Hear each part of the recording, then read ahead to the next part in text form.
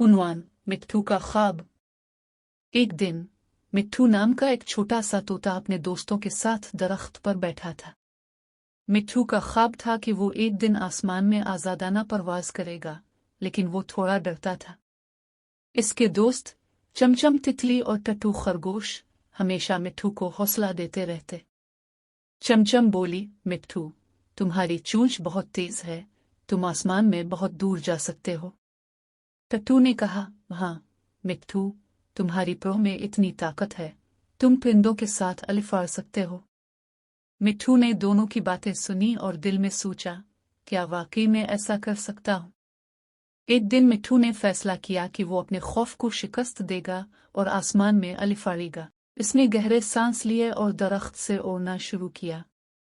पहले तो इसका दिल बहुत तेज धड़क रहा था, लेकिन जैसे ही वो अल फाड़ने लगा, इसे बहुत मजा आने लगा।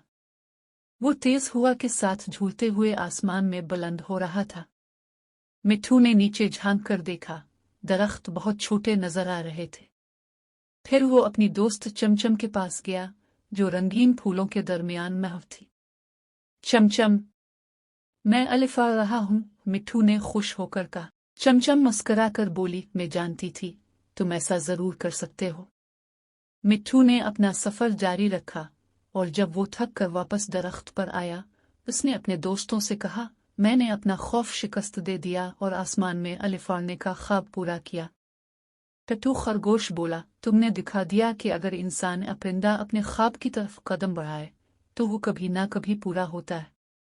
इस दिन के बाद मिट्ठू ने हमेशा अपने ख्वाबों की तरफ कदम बढ़ाया और वो कभी नहीं डरा।